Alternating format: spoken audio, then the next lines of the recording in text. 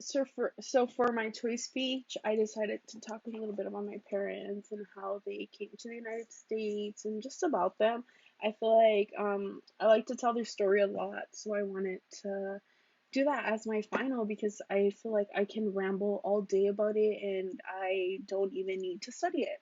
My parents, my mom is Gloria Lopez. She was born April 29, 1965, and my dad is Ruben Rodriguez Ayala. Ruben Jose Rodriguez Ayala, and he was born September 5th, 1962. He actually has on his birth certificate that he was born October 5th, 1962, because back in the day in Mexico, it was, well, I don't think it was just in Mexico, I think it was everywhere. It's like when you went to go register your kid, is when it would technically say your kid was born. So my dad actually has two birthdays, which is pretty cool, and I'm like pretty jealous.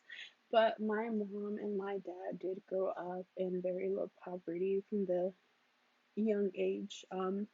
As early as fresh out the womb, my parents didn't have the luxury of owning 30, 40 pairs of shoes and eating five-course meals. My parents actually did have to drop out of school really early at the ages of 8 or 9. My parents stopped going to school. I think the highest they went was like second grade because my parents did have to work to help their family. My mom was born in Distrito Federal, but just a couple of days old, she was sent to her. My mom and her mom migrated to, well, they moved to Manzanillo, Colima to grow over there and just start a life over there instead of the DF. My dad was born in Jalisco, and around the age of 8 or 9, he did move to Manzanillo, Colima as well, and that's when he started to work. And my parents met each other through a mutual friend at the age of 15. My mom was 15 and my dad was 18.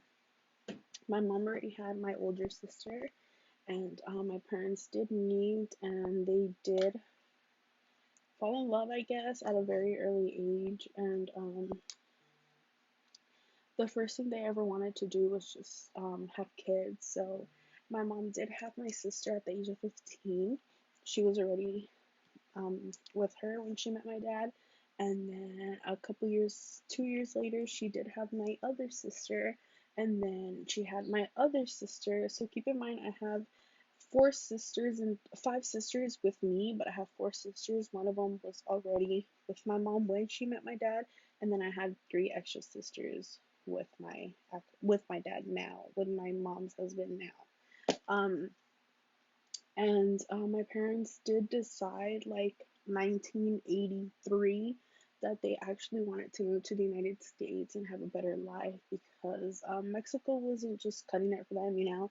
Everyone just wants to move to the United States to have a better opportunity to be better, you know. So my parents actually decided to just, my mom did come here through visa with my sisters, but my dad had to travel illegally. So my dad did get here to the United States illegally, and they were here in 1985. They decided to come over here, and the crazy thing is, like, I just wanted to share because it's just so crazy to me that when my parents decided that Mexico was not for them, they came here, and when they came here, there was a really, really big earthquake in Mexico that happened that same exact, like, couple of days. So I tell my parents, I feel like it was something that God was just watching out over them because in 1995, my parents actually had decided, after being here for 10 years in the United States, I had decided, like, we're not gonna live here forever, actually. Like, we're gonna move back. So in 1995, they actually went back. I believe it was 1995. They went back to Mexico, and that's when the really big earthquake happened here in California. And I just tell my parents, like, it's so crazy that, like, neither of you guys were there to witness the one in Mexico or the one in California. Like, I feel like it was just God, like, you know. So my parents did come here, and my parents started from nothing to something. My dad did make a little bit of $60 a day growing up. He was only 20 something years old, and he was making $60. They all lived in a one bedroom apartment with about 10 people, my other family members, and they made it work. They were happy until they decided to move to Los Angeles, the famous area like Broadway and the by the fashion district, by, by the La Nueve. I don't know if I by Ninth Street. Um, and they were there for a while. Eventually, they moved here to Amani, El Monte, and they've been here ever since. And my parents are my everything. Like, they work so hard, and it's just so touching their story because my parents started from nothing. My mom would only get a pair of shoes once a year, and if they didn't fit, they had to cut up the front and put tape all over them. My dad worked at the age of 9, my mom 10, 11, because they had no food. They didn't have the ability like we did to eat five full course meals or one full course meal. They could only eat beans or whatever they could afford. That's what they would eat. And sometimes they would go days with not eating because depending if they sold, if my dad worked or my mom sold her fruit. And I just feel like now it's like 20 something years now, and it's like my dad has a really good job, my mom has a really good job, we have a home. um her daughter their daughter us daughters are grown up. I'm almost done with school, which I'll be first generation. um and I just aspire to be like them because they work so hard and they don't give up as old as they are, because my parents will be hitting their 60s soon, and my parents are really like tired, they worked all their life. So I want to like hurry up, finish school, because I want the moment I get a good job, my parents are retired. Like, that's what I work for, and that's why I'm here. Because of them, I could be here making this video, trying to finish school, instead of like having to go feed for myself, because my parents decided that going to school is more important than having a job. Oh my God, why am I crying? This is dumb.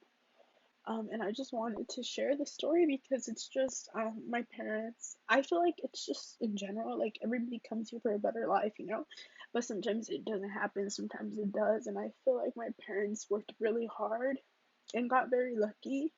And it's just like I aspire to be like them. I want to be as hardworking as them because I want to give my kids everything, and I want to give my parents everything because they never made me miss anything. They gave me anything and everything I wanted. I wanted the new iPhones. I had the new iPhones. I had a computer. They bought me I'm a roof over my head, food over my mouth, clothes on my back, and it's just like I'm very thankful for them, and it's like I will never not make them settle for less. Like, I am so proud of my parents. That's why I'm making this video, because like I said, I can go days talking about my parents and just how they worked their way to the top, and it's just very inspiring to me, and I hope it could be inspiring to other people. But it's not something that I go and tell people because it's a hard topic on me. Like, I'm literally crying in my final speech, but like I know it's something like that I really would have wanted to talk about, and like I would want people to hear. So, thank you, Mrs. Carell. I appreciate it, and I hope me crying doesn't lose me points, but it's just like it's raw, and I wanted to be as transparent because I know like this is actually something that I've been wanting to talk about, but it is not something I'd be willing to share with so many people. Like I feel like a one person situation is like a like being a little bit vulnerable. But I hope you enjoyed my 9 minutes of crying, and thank you.